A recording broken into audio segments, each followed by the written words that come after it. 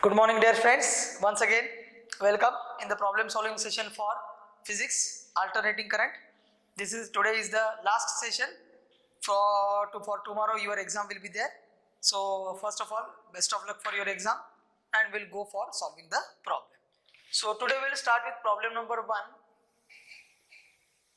मैंने आपको शीट दिया है बेटा. शीट क्या दिया है?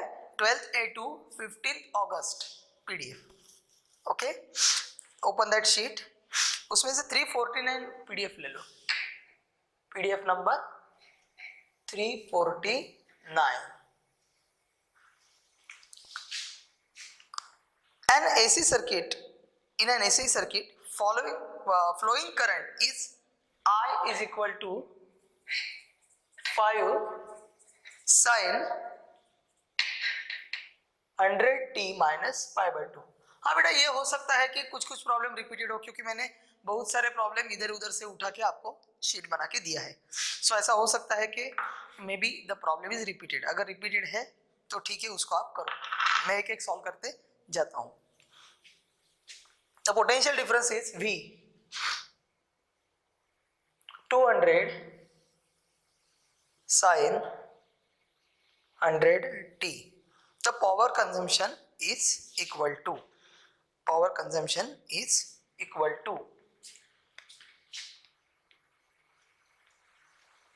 ओके. कुछ करने का जरूरत नहीं है, खाली मैं आपको फॉर्मूला दे के रखता हूं. Average power consumed is V0 I0 cos phi upon 2. लेकिन बेटा यहाँ पे आपका पाई cos phi कितना है? phi है आपका पाई बाई 2. तो अगर phi पाई बाई 2 है तो cos पाई बाई 2 कितना बन जाएगा? 0 बन जाएगा. देयरफॉर आपका पावर कंजम्पशन कितना बन जाएगा? Power consumption will be 0. So that option you check it. Understood? Okay. Now we'll go for the next problem. Problem number 2.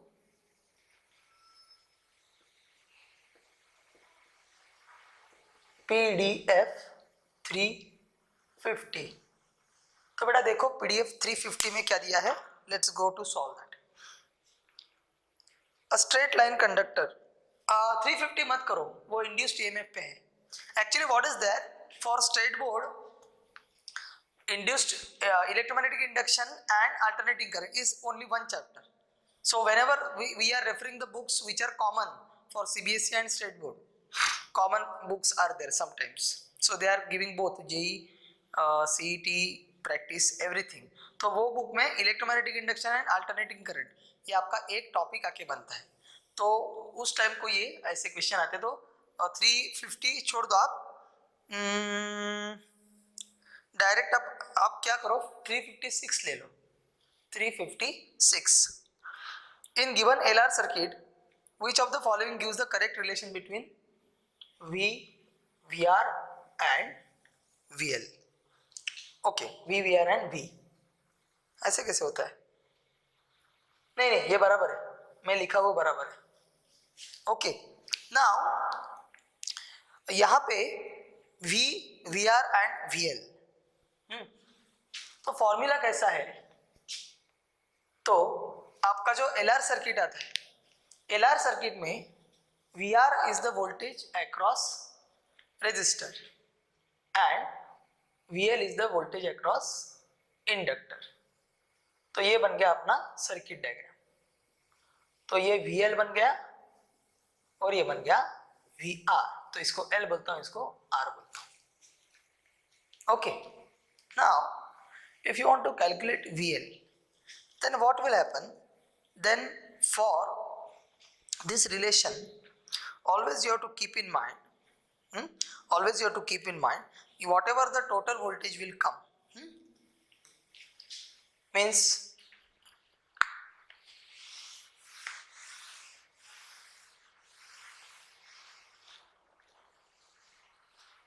whatever the total voltage will come, that will be, formula will be this, root of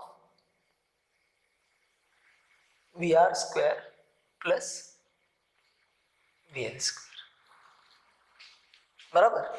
okay, और आपके option में क्या दिया है, VL equal to VR plus V is equal to VR plus VL, V is less than VR plus VL, V is greater than VR plus VL। तो यहाँ पे अगर ये रिलेशन है तो यहाँ पे आपका V जो है वो कभी भी VR प्लस VL से ज्यादा नहीं हो सकता। So first option means first if it is greater than VR plus VL not possible. Equal to और लेस देन इसमें हम कर सकते हैं, लेकिन इस टाइप के रिलेशन में अगर आपने मैथमेटिकली उसको प्रूव करने का ट्राई किया and we are getting V is less than VR plus VL। आप ऐसा मत देखो, डीसी में कैसे करते हैं, इसके अक्रॉस कितना 3 वोल्ट है, इसके अक्रॉस 4 वोल्ट, मतलब आएगा 3 प्लस 4 7 ना, इसके अक्रॉस 3 है, इसके अक्रॉस 4 है, तो 3 3 जा 9, 4 4 जा 16, 9 प्लस 16 25, उसका रूट 5 बन गया, तो वो दोनों के भी लेस देन दैट है। तो इट्स वेरी इंपॉर्टेंट, ये आपका ऑप्शन आएगा। Just check your option and will go for the next problem. Okay बेटा, नेक्स्ट प्रॉब्लम में आपको क्या दिया है वो देखते हैं अभी। यहाँ पे मैं प्रॉब्लम लिखता हूं, just let me right the problem over here. Problem number 3 आपका 357, प्रॉब्लम नंबर 3 PDF 357। तो यहाँ पे क्या बन जाएगा, reactance of capacitance C microfarad capacitance दिया है for AC frequency is XC दिया है 25 ओहम एंड फ्रीक्वेंसी दिया है 400 अपॉन पाई। तो यहां से अपना ओमेगा कितना मिल जाएगा, omega will be 2 pi f, तो ओमेगा कितना बन जाएगा 2 pi into 400 by pi, pi cancel, तो ओमेगा बन जाएगा 800 रैड पर सेकंड। बन गया बेटा, इसको भी हटा देता हूं मैं, आई hope you have noted down that. इसको हटा देता हूं अभी। तो अभी क्या पूछा है उन्होंने, C का वैल्यू पूछा है, what is the value of C। तो एकदम सिंपल है, वैल्यू ऑफ C निकालने के लिए, तो वैल्यू ऑफ C निकालने के लिए क्या करोगे बेटा, तो of course I will write over here XC is equal to 1 upon omega C। तो इससे क्या मिलता है मेरे को, C is equal to 1 upon XC into omega. तो C कितना बन जाएगा बेटा, C बन जाएगा 1 अपॉन XC कितना बन गया 25 इंटू ओमेगा 800, तो ये बन गया 1/25 इंटू 800, 25 8 जा 200 और ये 2 मतलब 200 और ये 2 0, ये मतलब कितना बन गया, दैट इज ये कितना बन गया अपना C 1/2 इंटू 1 2 3 4 10⁻⁴, तो ये ऊपर आएगा 10⁻⁻4 हो जाएगा, 1/2 0.4, सो 0.5 इंटू 10⁻⁴। तो अभी इसको देखते हैं। तो इसको 6 में करना है क्योंकि माइक्रोफैरड में हम लिखते हैं, तो अगर 6 में करना है तो 1 2 उसको 50 करता हूँ इंटू 10⁻⁶ फैरेड, तो मेरा आंसर कितना आएगा, मेरा आंसर आएगा 50 microfarad. So let's check the answer. Answer अपना सही है गलत है देखते हैं। I hope the answer is correct. 357 है आपका, ए ऑप्शन है उसको, यस करेक्ट है 50 microfarad. Okay, now will go for the next problem. तो बेटा नेक्स्ट प्रॉब्लम में क्या दिया है वो देखते हैं।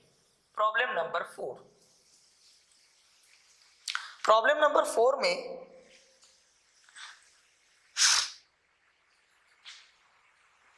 PDF 358 L दिया है 5 Henry, current changes at the rate of 2 ampere per second, EMF induce. तो ये आपका क्वेश्चन इसमें से है आपका AC में से, सॉरी इलेक्ट्रोमैग्नेटिक इंडक्शन, वो करो मत, डायरेक्टली 359 देखो, सी द क्वेश्चन 359। उसमें क्या दिया है, EMF is given by, EMF आपको दिया है E is equal to 200 sin 50t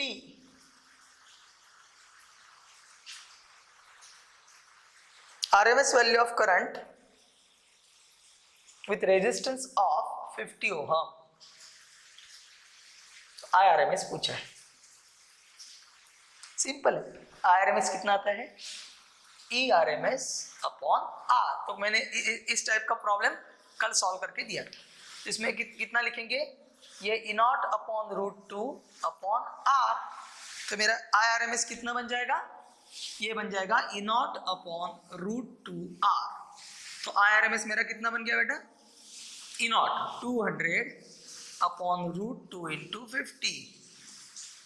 ये 4 हो गया। 4 मतलब 2 इंटू √2 इंटू √2 अपॉन √2। तो ये बन गया 2√2। तो IRMS आइदर 2√2 एम्पियर आएगा, ऑप्शन देखो अगर है तो, नहीं तो IRMS कितना बन जाएगा? √2 1.414। तो 2 इंटू 1.414 तो कितना आएगा? 2.828 एम्पियर। तो हम देखते हैं कितना आंसर है उसका। ये कितना 359 है। 359 को मैंने ये सी ऑप्शन है 2.828। हाँ करेक्ट। तो ये ऑप्शन आपका आएगा। ये भी करेक्ट है लेकिन आपका ऑप्शन में वो दिया है, that's why that option will be correct. I will go for problem number 5।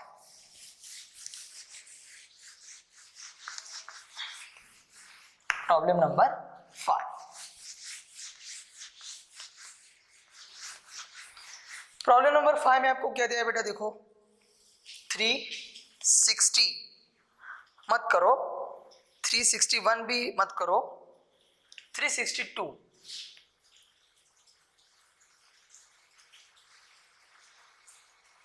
362 में डायरेक्ट है। In AC circuit containing only capacitor current leads the voltage. ये आप डायरेक्टली कर सकते हो, है ना? क्या होता है करंट? क्या होता है? वो π/2 से लीड करेगा, है ना? Are you getting my point? So वो करने का जरूरत नहीं है, ऑप्शन सी आएगा, वो हम नहीं देखते। प्रॉब्लम 6 लेते हैं अभी, PDF। हाँ 363 wattless current is obtained when resistance is 0, when circuit is current is minimum, inductance is 0, when current is alternating current, wattless current। तो आपको wattless current के लिए when the wattless current पहले हम देखते हैं, wattless और wattless current। ये क्या होता है? मैंने आपको पढ़ाया है इसके बारे में। It is called as the current with no power dissipation। तो इसको हम क्या बोल सकते हैं? Current with no power dissipation। मतलब जो आपका P का वैल्यू है VRMS into IRMS into cos phi, तो यहाँ पे आपका cos phi 0 होना चाहिए। मतलब आपका cos phi 0 आने के लिए आपका phi कितना होना चाहिए? π/2। ओके, तो वो कब आता है π/2? तो उसमें है, अगर आपको सर्किट चाहिए ऐसा तो प्योरली इंडक्टिव और कैपेसिटिव सर्किट में ये मिलता है। हाँ, तो प्योरली और इंडक्टिव और कैपेसिटिव सर्किट में इस टाइप का बिहेवियर आपको मिलता है। तो अगर प्योरली इंडक्टिव और कैपेसिटिव और LC कंपोनेंट है, so circuit should contain only C or L component and not R। तो यहाँ पे आपका आंसर आपको मिल जाएगा when your R resistance of the circuit, इसमें पहला जो ऑप्शन आएगा resistance is 0। So keep in mind that option। We will go for the next problem। तो बेटा नेक्स्ट प्रॉब्लम में क्या दिया है वो थोड़ा सा देखते हैं। तो मैं जाता हूँ प्रॉब्लम नंबर 364 के लिए। Let's check what is given in the problem number 364। तो 364 में नहीं है, 364 आपका इलेक्ट्रोमैग्नेटिक इंडक्शन का है, वो मत करो आप। हम जाते हैं प्रॉब्लम नंबर 7। जो ये लेक्चर देखेगा नहीं उसका मेरे को क्वेरी आएगा। अभी मजा देखो, आज का लेक्चर जो नहीं देखेगा उसका मेरे को व्हाट्सएप पे मैसेज आएगा, sir electromagnetic induction is there for our exam. देख लो, मजे देख लो। तो जिसका मैसेज मेरे को आएगा मैं समझ जाऊंगा आज का लेक्चर उसने देखा नहीं है, क्योंकि लेक्चर में बता रहा हूँ ना मैं, ये मत सॉल्व करो, ये मत सॉल्व करो, दिस इज द टेक्निक। तो बहुत सारी चीजें अपने लेक्चर में होती रहती है। तो before making any statement, okay अब ये बन गया 363, 364 नहीं दिया है, 365 नहीं दिया है, 366 लेते हैं। तो ले लो 3 PDF 366। तो 366 में क्या है, capacitive reactance is 20 ohm, XC आपको दिया है 20 ohm, XC is 20 ohm. When the frequency is कितना दिया है 100 हर्ट्ज, तो फ्रीक्वेंसी 100 हर्ट्ज है, तो मतलब अपना ओमेगा कितना आएगा, omega is equal to 2 pi F, तो कितना बन जाएगा 100 इंटू 2, 200 पाई। अभी क्या पूछा है आपको, क्या पूछा है आपको, find the reactance when frequency is 150 hertz. तो XC dash question mark when frequency is कितना दिया है, फ्रीक्वेंसी 150 हर्ट्ज। सिंपल है एकदम। तो यहां से दो टाइप से कर सकते हैं, relation between reactance and omega और relation between reactance and frequency. तो मैं क्या करता हूं, आपको directly relation between reactance and frequency बता देता हूँ, तो आपका टाइम भी कम हो जाएगा कंजम्पशन, और आपको समझने भी कुछ दिक्कत नहीं आएगा। ओके, तो मेरा फॉर्मूला क्या है बेटा, फॉर्मूला है XC is equal to 1 upon omega C। So for given capacitor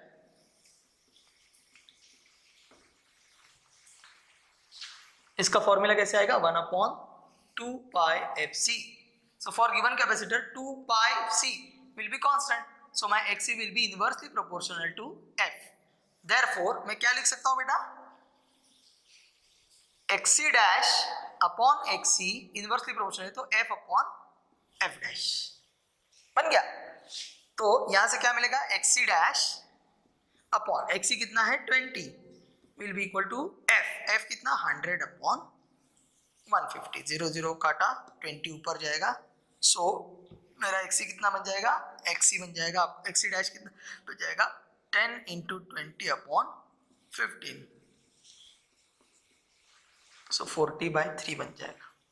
तो XC कितना आएगा, 3 बन जा 13.33 आएगा। So let's check XC dash, let's check whether what is the answer. Okay 13.3 आ गया, डी ऑप्शन आ गया आपका। So I hope you have understood that. Let's go for the next problem. तो नेक्स्ट प्रॉब्लम बेटा क्या दिया है, प्रॉब्लम नंबर 8। प्रॉब्लम नंबर 8 में आपको क्या दिया है वो देखते हैं जरा। प्रॉब्लम नंबर 8 में उन्होंने पूछा है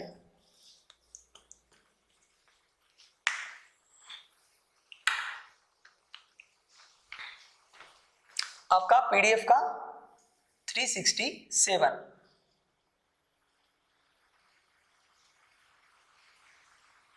एकदम सिंपल है, कुछ करने का जरूरत नहीं है।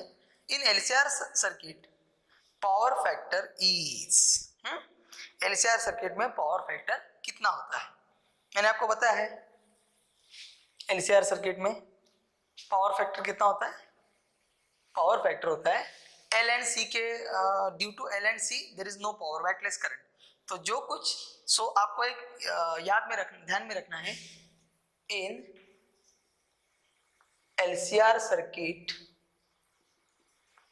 cos phi is always 1, that is क्या हो जाएगा,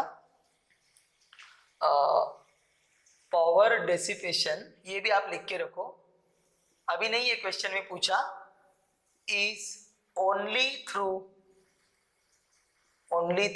रेजिस्टर। ओके, तो डिसिपेशन अगर हुआ पावर का, उसके लिए जैसे हमने अभी के बीच के क्वेश्चन में हमने देखा था ना, अगर आपको वेटलेस करंट चाहिए पावरलेस तो आपको R0 करना पड़ेगा, क्योंकि R में पावर डिसिपेशन होता है तो पावर कंज्यूम होगा। तो LCR सर्किट में भी जो पावर कंजम्पशन होता है वो मैक्सिमम होता है थ्रू रेजिस्टर और 0 होता है थ्रू इंडक्टर एंड कैपेसिटर। सो इसमें ऑप्शन आएगा आपका 1 आएगा, 1 cos phi is equal to 1। Okay, next will go for problem number 9। तो प्रॉब्लम नंबर 9 मतलब आपका 368 ना 369 देखो, क्योंकि 368 आपका once again it is depending on electromagnetic induction, तो डायरेक्टली 369 देखो। Okay, in LCR circuit the capacitance is change from C कितना है C1 C, C2 कितना क्या है 2C for same resonant frequency. Okay, omega naught resonant frequency मतलब ये condition है under resonance. The inductance should be change from L2। तो यहाँ पे क्या किया है, ओमेगा नॉट का फॉर्मूला क्या है 1/√LC।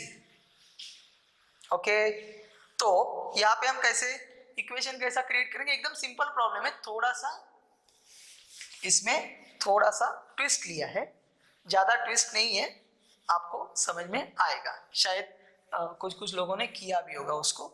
If you have done that very good. Okay, तो omega not is equal to constant,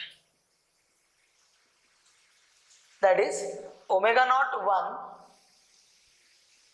will be equal to omega naught 2, that is 1/√of L1 C1 is equal to 1/√of L2 C2। तो इसको मैं इकट्ठा करता हूं एक side पे, तो root of L2 C2 upon L1 C1 is equal to 1। C2 कितना है 2C, C1 है C, उसमें वैल्यू डालता हूं मैं, तो L2 इंटू C2 का 2C upon L1 into C1 को C, तो ये C कैंसिल हो गया इज इक्वल टू 1। तो अगर हम स्क्वायर करते हैं बोथ साइड्स में तो क्या मिलेगा 2L2 upon L1 sorry 2L2 upon L1 is equal to 1। So 2L2 is equal to L1, तो L2 कितना हो जाएगा L1/2। तो if L1 is equal to L, L2 कितना बन जाएगा L/2। तो मेरा ऑप्शन कितना आएगा उसमें C ऑप्शन आएगा मेरा, आपको दिया है। Okay, getting my point. Then will go for the next problem, problem number 10 आपका PDF number 370। Problem number 10 PDF number 370। तो जाते हैं अभी प्रॉब्लम नंबर 10 के लिए।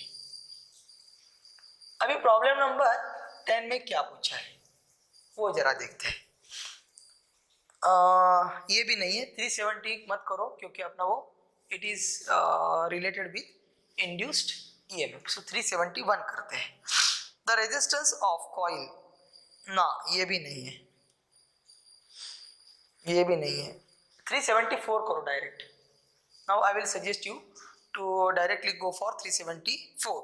The average value dissipated by resistance, okay, is average value dissipated by resistance is I naught is the peak value of current। Okay, तो यहाँ पे average value का मतलब मैंने यहाँ पे सॉल्व किया है।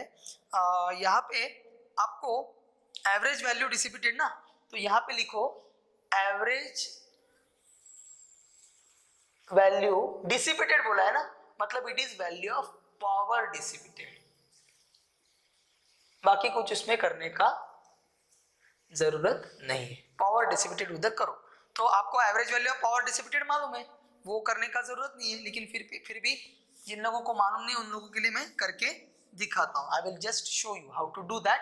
Remaining students go for the next problem, no problem. आप अपना प्रॉब्लम पूरा करके रखो। तो यहाँ पे पावर डिसिपेटेड कैसे लिख सकते हो? Average power will be V not I नॉट इंटू cos phi अपॉन 2। तो अगर आपने ये लिखा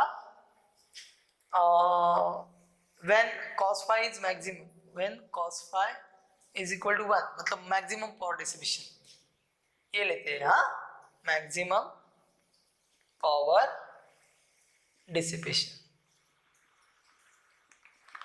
उस केस के लिए क्या लिखेंगे हम? Average power will be V not I not upon 2, that is VRMS into IRMS। Okay okay, लेकिन आपको RMS वैल्यू नहीं चाहिए, नॉट के टर्म में चाहिए, तो ये हो गया। तो अभी क्या करेंगे? 1/2 V नॉट को लिखो I नॉट इंटू R, ये लिखो I नॉट, तो ये क्या बन गया? Half I not square into R। So this will be your answer. Just I will suggest you to check your answer once. Okay, we'll go for the next problem. Next problem में क्या दिया बेटा? देखो, next problem में आपको they have given the idea about problem number 375. Problem number 375. Problem number 375 में आपको क्या दिया है? देखो बेटा, problem number आपका 11 PDF में कितना आएगा? 375। तो उसमें क्या दिया है बेटा? देखो, an inductor of inductance 100 milli henry. So inductance कितना दिया है आपको?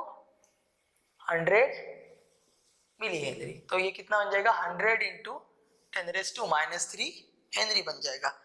Okay, capacitance C is equal to 400 pico farad, ये बन जाएगा 400 multiplied by 10⁻⁻, pico nano pico, nano 9 pico 12, so -12 farad. Okay, and resistor of resistance 2 ohm, R कितना दिया है? 2 ohm. Connected in series with a battery provided the RMS voltage 0.1 volt, so VRMS 0.1 volt. और क्या पूछ रहे हैं बेटा?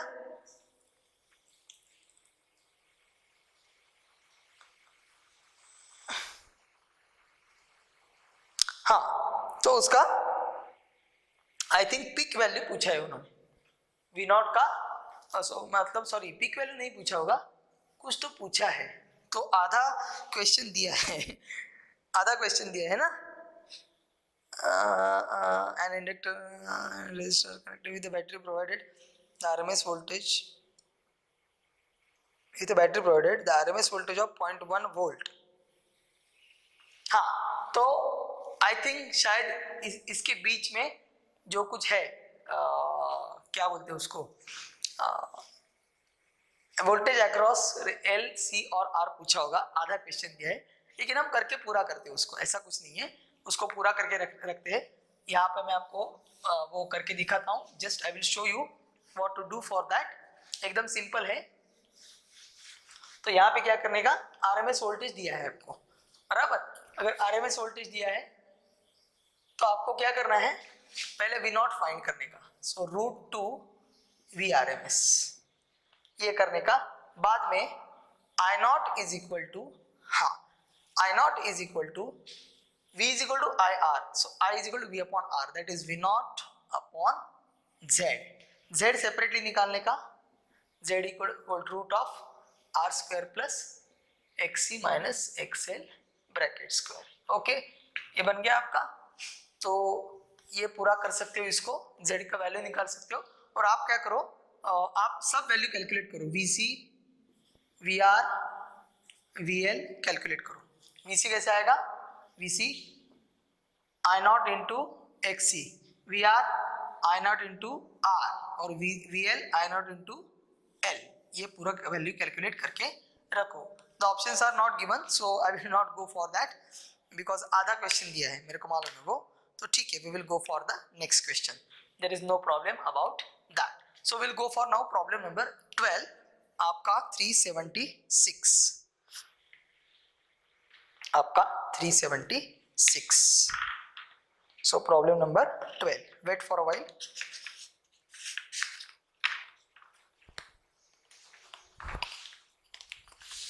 So problem number 12 में क्या दिया है बेटा? Problem number 12 में 376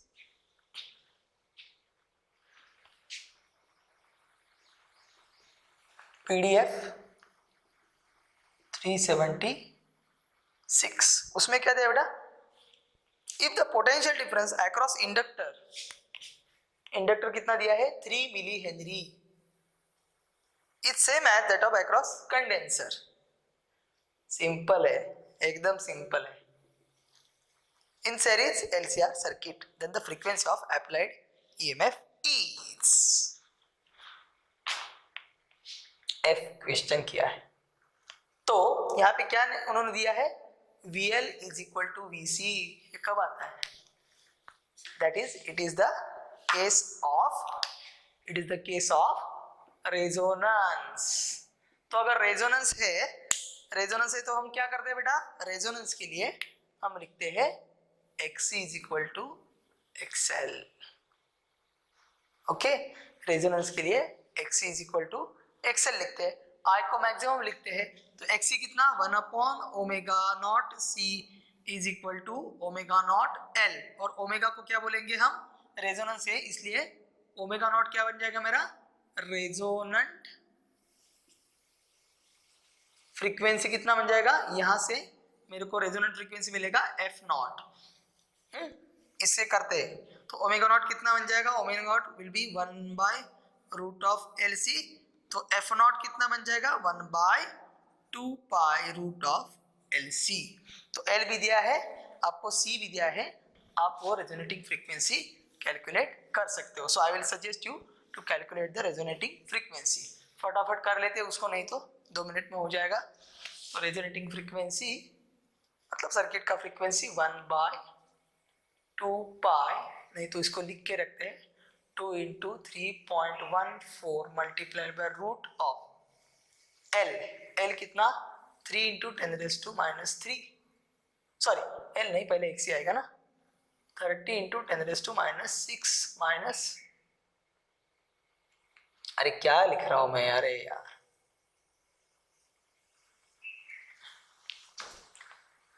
30 × 10⁻⁶ और ये 3 × 10⁻³ ब्रैकेट स्क्वायर नहीं, ब्रैकेट रेज़ टू हाफ ही आएगा, बराबर है. तो देखते हैं ये कितना आता है. 2 × 3.14 इंटू इसका 33 900. तो ये बन जाएगा 900, मतलब ये 2 0 बन जाएगा. 33 ना, 900 नहीं 90, तो 1 0, ये -4 हो गया. 9 × 10⁻10 का रूट. ये सिंपल हो गया. 1/2 3 6 2 1 2 सॉरी 2 4 8. ये क्या कर रहा हूँ? 6.28 9 का रूट 3 10⁻10 -5 बन जाएगा. तो ये कितना बन जाएगा? F0 इज 10⁻5 ऊपर बन जाएगा 10⁻5 1 2 3 4 5. ये कितना बनेगा? इतना बन जाएगा. तो इसको अप्रोक्सीमेट करते हैं. ये 20 किया तो 5000 हर्ट्ज के समथिंग नियर अबाउट आएगा. कितना आ रहा है? अरे कुछ तो उन्होंने गड़बड़ किया है. देखो यहाँ पे वो उनका आंसर आ रहा है 500. तो यहाँ पे कहीं तो मेरे को लग रहा है मैंने गड़बड़ किया होगा साइन का. ये 9 है ना? हाँ, okay okay okay okay okay okay. यहाँ पे 1 0 कब हो जाए? -4 हो जाए. यहाँ पे -9 बराबर है. 6 3 9 और ये 30 का 1 0 मैंने कट किया, बराबर 500. करेक्ट आ गया आपका answer. Okay, let's go for the next problem. Okay okay 379 देखो अभी. ओके बच्चों 379. Will go for problem number 13. 379. तो बेटा प्रॉब्लम नंबर 13 में क्या दिया है वो पहले देखते हैं. प्रॉब्लम नंबर 13 आपका पीडीएफ में 379. On one AC voltmeter is connected to alternating source of peak value V0 14 141.4 volt the reading of voltmeter. तो एसी वोल्टमीटर मैंने बोला है, एसी वोल्टमीटर और एमीटर ऑलवेज रीड्स, हाँ क्या करता है, always reads RMS value. Therefore voltmeter reading क्या हो जाएगा आपका, वोल्टमीटर रीडिंग एकदम simple will be VRMS. Therefore VRMS is equal to V naught upon root 2. तो 141.4 upon root 2, root 2 का वैल्यू कितना 1.414। तो क्या करता हूँ, इसको 1414 करता हूँ, तो ये आगे लिया मैंने, मतलब ये 0.1 हो जाएगा, नहीं तो 10⁻⁻1 हो जाएगा। आपको दिखाने के लिए कर रहा हूँ, नहीं तो यहाँ पे प्रॉब्लम एंड हुआ है अपना। ये कितना हो जाएगा 1414 किया 1 2 3, मतलब 10⁻³ बन गया, इसको इसने काटा, ये ऊपर चला गया, +3 बन गया, +3 -1 +2, तो 100 वोल्ट VRMS जाएगा 100 volt. Okay, let me check whether the problem answer is there. Yeah, C option is there for the 100 volt. तो बेटा आगे जाते हैं, अभी आगे में क्या है थोड़ा सा देखते हैं। 379 के बाद में 380, the inductance of a coil is 5 millihenry.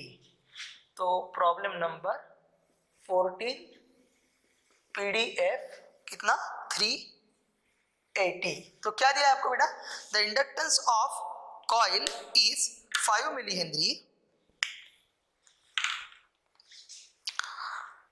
Is connected, तो L दिया है 5 मिलीहेनरी,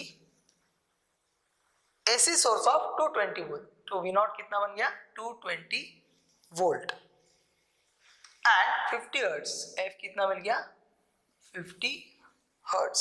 द रीडिंग ऑफ वोल्टमीटर, नहीं ratio of AC to DC resistance of the coil.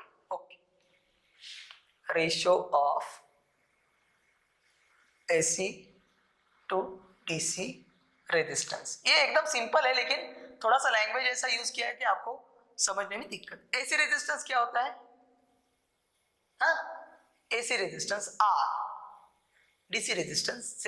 तो बेटा R/Z क्या आता है, मेरे को मालूम है, R/Z is my cos phi is equal to R/Z।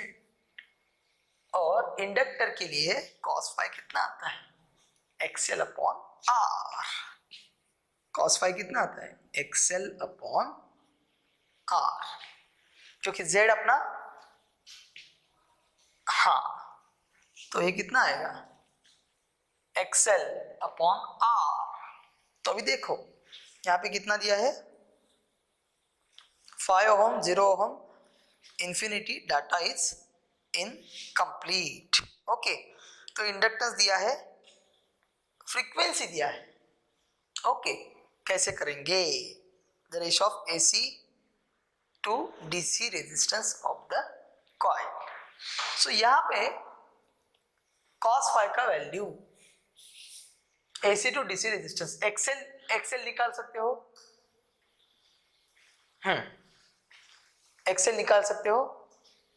XL कितना आएगा आपका ओमेगा L, ओमेगा मतलब 50 है, 50 टू 100 पाई इंटू 5 इंटू 10⁻³ ये बन गया 0.5 पाई, मतलब ये π/2 बन गया, π/2 बन गया है ना, π/2। और उसका रेजिस्टेंस यहाँ पे 0 बन जाएगा, है ना, ओ सॉरी 0 नहीं बन जाएगा, मिनिमम मतलब वो क्या करेंगे, phi will be ratio of R/Z पूछा है ना, Z कितना बन जाएगा, Z विल बी R बन जाएगा ना। ओके, आई थिंक ये ratio of AC to DC resistance पूछा है ना, तो उसका AC रेजिस्टेंस, हाँ एक मिनट, बराबर, यस, ओके, बराबर देख रहा हूं मैं, बराबर बोल रहा हूं। मेरे को लग रहा था डाटा इनसफिशिएंट है क्या, लेकिन मैं देखता हूँ उसमें एसी रेजिस्टेंस बराबर है वो, इसमें कुछ प्रॉब्लम नहीं है। एसी रेजिस्टेंस का मतलब क्या है? इम्पीडेंस। तो इम्पीडेंस कितना हो जाएगा? Impedance Z। और डीसी रेजिस्टेंस, यहाँ पे रेजिस्टेंस दिया है क्या?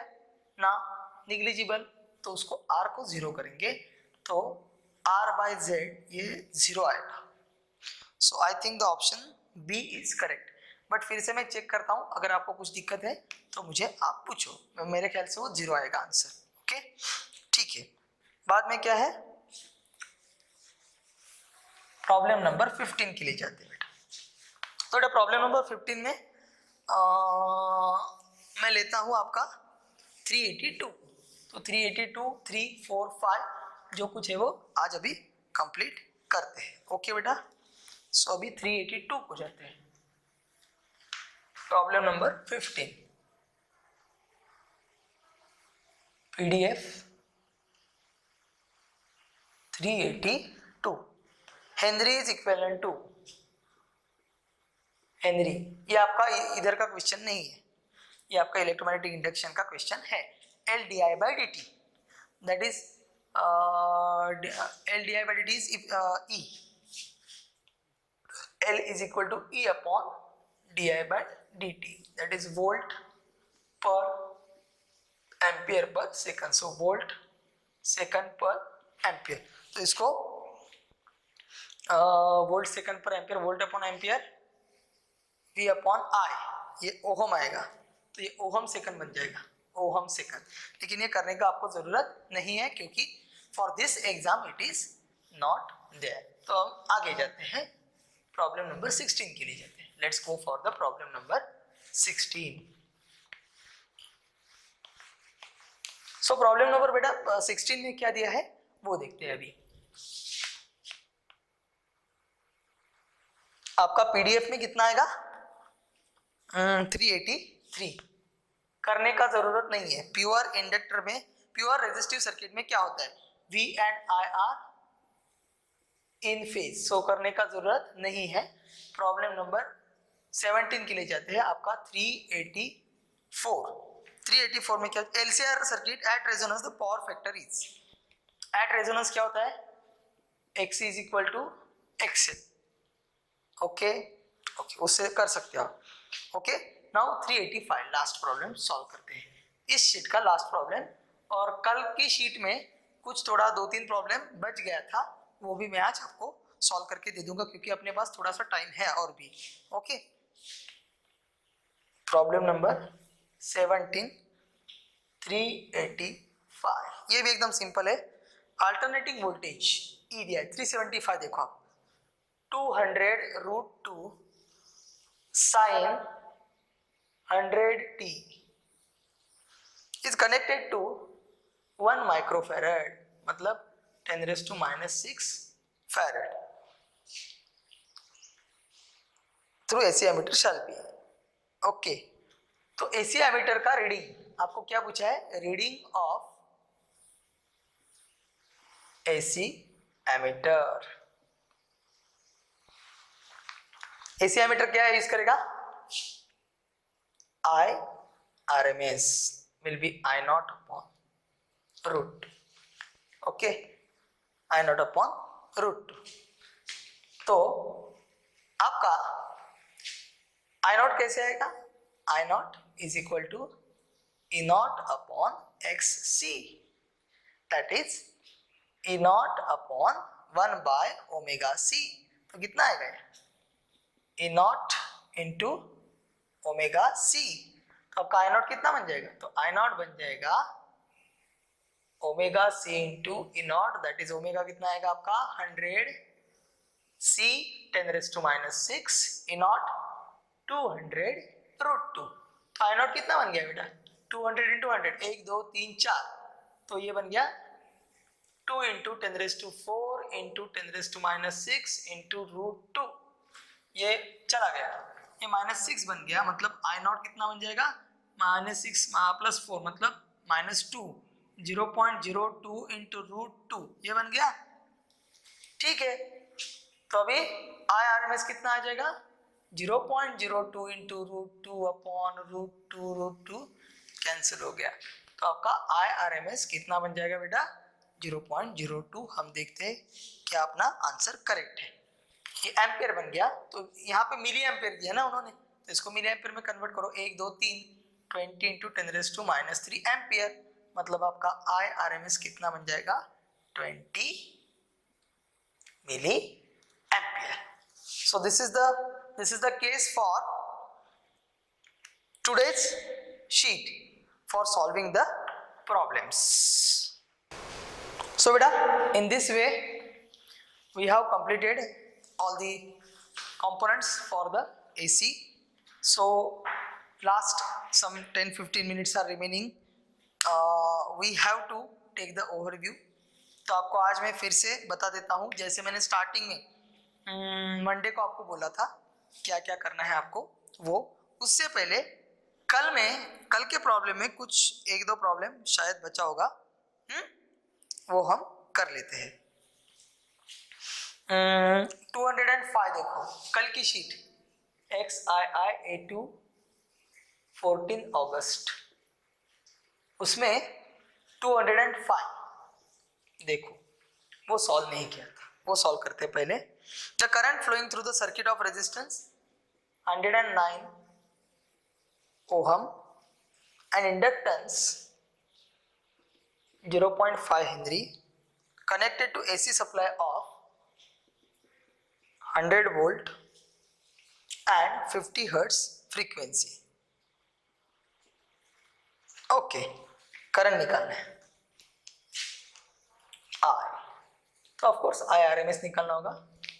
IRMS कितना होता है, VRMS अपॉन, तो पहले I0 निकाल के लेते हैं। आई थिंक ये दिया है, इसको ही डायरेक्टली करते, निकाल के रखते हैं। I is equal to V upon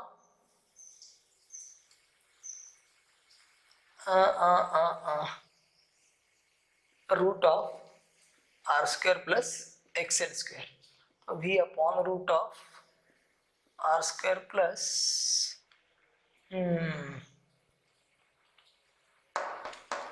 XL ω² L², इसका वैल्यू कितना आएगा, 100 upon 109 bracket square plus omega कितना आएगा, 100 पाई मल्टीप्लाइड बाय L 0.5, तो कितना बन गया, 100 divided by 109 bracket square plus 50 pi bracket square root, उसका रूट, तो कितना आएगा, 100 अपॉन 109 का स्क्वायर कितना आएगा, 100 का स्क्वायर 1000 प्लस 900 1800, सो 10,000 प्लस 1800 मतलब 11,800 प्लस 81, सो 11,881 प्लस 50 का स्क्वायर 2500 पाई स्क्वायर 9 पकड़ते हैं, हाँ ये 225 होगा, तो ये कितना आ गया, 100 अपॉन रूट ऑफ 11881 प्लस 222500, ये कितना बन गया, 225 और ये 11881, तो ये इसको 1200 कर सकते हैं, तो ये ऐसा करो 12000 प्लस 225000 बराबर 22500, 1 2 3 4 5, 1 2 3 4 5, तो ये क्या बन जाएगा, 12000 प्लस 225 ना, 22500, तो ये कितना हो जाएगा, ये 5 4 345, तो 100 अपॉन रूट ऑफ 34500, ये 00 के बदले 10 लिख सकते हैं, 345, तो 18 लिख सकते हैं, तो ये बन जाएगा 100 डिवाइडेड बाय 18, 180 हो जाएगा, तो 10 बाय 18 5 बाय 9 0.5 आएगा, देखते हैं कितना आंसर दिया है, हाँ 0.5232 उसका आंसर आएगा। The answer will come 0.5232। Okay, ठीक है बेटा। तो आपको अभी फिर से सब लोग को एग्जाम के लिए बेस्ट ऑफ लक। मैं ज़्यादा कुछ अभी यहाँ से आगे ज़्यादा कुछ आपको बोलने वाला नहीं हूँ, क्योंकि tomorrow is your exam. Today, अरे मैं भूल गया, अरे यार, first of all at the last बोल रहा हूँ, लेकिन बोल रहा हूँ हैप्पी इंडिपेंडेंस डे। तो बेटा अभी इंडिपेंडेंस डे है, हम सब इंडिपेंडेंट है, अपना एक कंट्री इंडिपेंडेंट है। तो अभी सब लोग को अभी अच्छा काम करना चाहिए अपनी कंट्री को आगे लेके जाने के लिए। तो वो अच्छा काम मेरे लिए, मेरा जॉब ठीक तरह से करना मतलब बच्चों को अच्छी तरह से पढ़ाना, वैसे ही आपके लिए अच्छी तरह से पढ़ना, जो कुछ अपना टीचर बोल रहे हैं उसको डिसिप्लिन में फॉलो करना। तो आई होप आप उसको फॉलो करोगे। तो मैं क्या करता हूँ, लास्ट में सबका एक रिवीजन लेता हूँ, आपको क्या क्या पॉइंट कल के लिए करना है। So last recap, last recap में क्या हो जाएगा आपको, लास्ट रिकैप में पहला क्या क्या करना है आपको, एवरेज वैल्यू देख लो एक बार, एवरेज वैल्यू के बाद में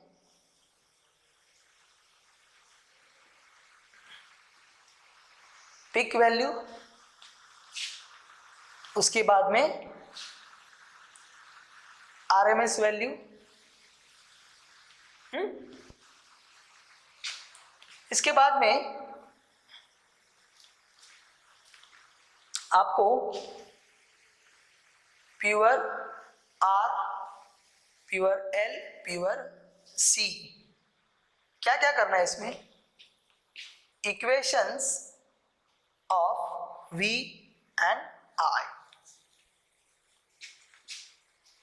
value of Z in each case। ओके, इसके बाद में फेजर डायग्राम,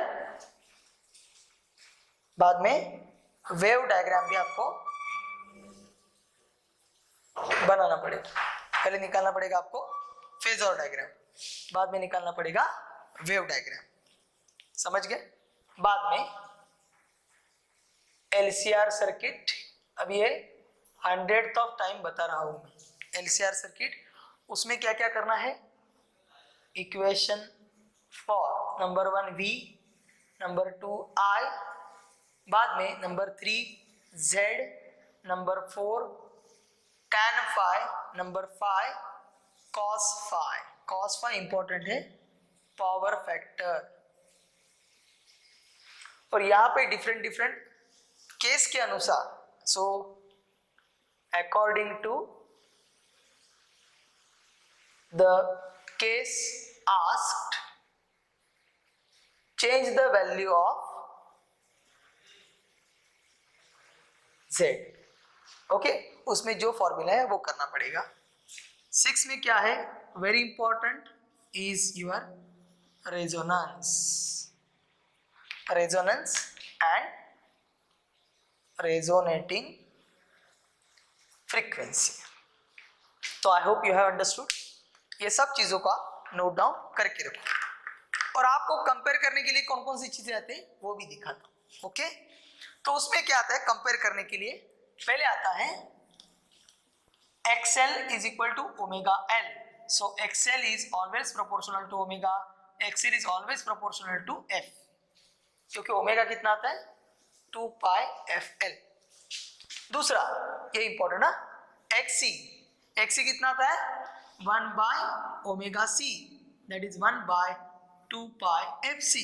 तो आपका XC inversely proportional to F बनता है, XC आपका इनवर्सली प्रोपोर्शनल टू ओमेगा बनता है। तो यहां से आप you may be ready with the formulation, वो फॉर्मूले आपको याद करने में कुछ दिक्कत नहीं आएगी। वो फॉर्मुलेशन क्या कर सकते हो आप, जैसे मैंने आपको प्रॉब्लम सॉल्विंग के टाइम को दिया था, वो फॉर्मूला आप अपने अपने से बना सकते हैं। तो कैसे बना सकते हैं वो मैं आपको बता देता हूं।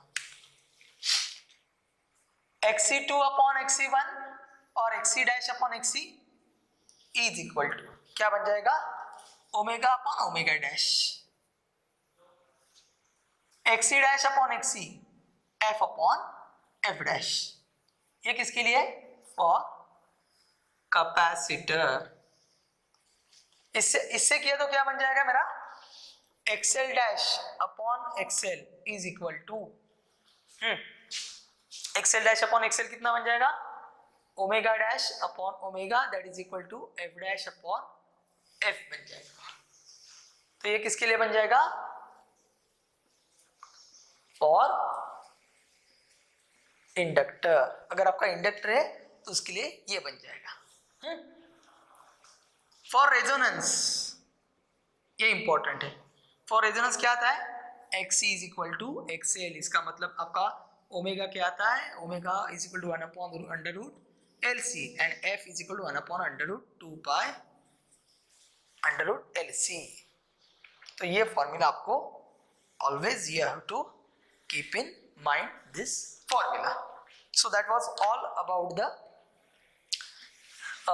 फॉर्मुलेशन इन AC। तो आपको पहले क्या क्या करना है, लीडिंग लैगिंग। प्योर R में क्या होता है, कौन लीड करता है कौन लैग करता है, या वो फेज में है। प्योर L में क्या है, कौन लीड करता है कौन लैग करता है, या वो फेज में है, that you have to keep in mind. Pure C में क्या होता है वो आपको करना पड़ेगा। बाद में वेटलेस करंट एक है। व्हाट इज वेटलेस करंट और wattless current, the current for which there is no power dissipation. तो नो पावर डिसिपेशन के लिए आपका कौन सा करंट, कैसे क्या करते हैं उसको, उसमें उसकी वैल्यू कितने होते हैं, that those all things you must keep in mind. So और एक चीज है, पेपर लिखते समय, पेपर अटेम्प्ट करते समय आपको ये चीज ध्यान में रखनी होगी। वो क्या है कि आपको अगर 1 घंटे का टाइम है, तो मैंने ये चीज पहले बोला नहीं था आपको, लेकिन दैट इज इंपॉर्टेंट। हाँ, सब्जेक्टिव के लिए ये सब दिया है, इसमें से ही आएगा। Pure R, pure R, pure L, pure C, series LCR, whatever it is there, the same will be for subjective. So don't worry about subjective, लेकिन subjective को आपको अटेम्प्ट करना ही पड़ेगा। तो यहाँ पे क्या है, अभी मैं आपको बता रहा था MCQ के लिए। MCQ जो है आपको 25 है और आपका टाइम कितना है 1 hour, that is equal to 60 minute. तो आपको 60 मिनट कैसे डिवाइड करना है वो दिखाता हूँ। 60 by 25, 25 2 जा 50, 10 रिमेनिंग एंड 25 5 जा, सॉरी 25 4 जा, सो 2.4 मिनट्स है आपके हाथ में। तो आपको वन क्वेश्चन के लिए 2 minutes you have to utilize. तो अगर हर एक क्वेश्चन के लिए आप 2 मिनट यूज करते हो तो 50 मिनट्स आपका हो जाएगा, तो 10 मिनट्स आपका बच जाएगा। And this 10 minutes you may utilize to check, cross check कहाँ पे मेरा आंसर गलत आ रहा है। और don't wait for question to solve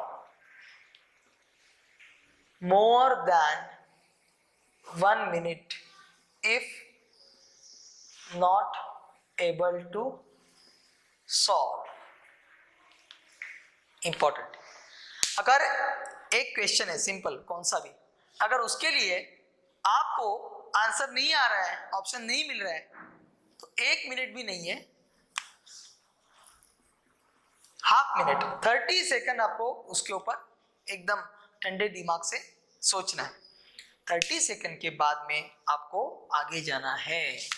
skip it and go ahead. ऐसा करते करते करते करते आप आगे जाओ। और अगर आपको आ रहा है तो आपको कितने 2 मिनट में उसको सॉल्व करके कंप्लीट करना ही चाहिए। You must be able to solve it within 2 minutes. ये 2 मिनट क्यों बताया आपको, क्योंकि ये बाद में जो 10 मिनट है वो आपको आपके क्रॉस चेकिंग के लिए यूटिलाइज करना है। Now coming to the subjective point of view. तो सब्जेक्टिव के लिए बेटा आपको जो मैंने दिया है वो सब डेरिवेशंस आप तैयार रखो जो मैंने बोला हो, pure R, pure L, pure C, LCR circuit, LC oscillator, resonance, ये चार से पांच ये है point. You have to emphasize more on those all points. Once you'll emphasize on them, then there will not be any problem for you and you'll be able to write your paper finely, nicely. So I hope you have understood the lecture, you have solved each and every problem. जो मैंने सब problem दिया है उसको solve करो. Wish you best of luck for tomorrow's exam. Okay, अच्छी तरह से पढ़ाई करो. Good, have a good score in physics. Till that, stay home, stay safe, stay tuned with physics. Okay, bye bye.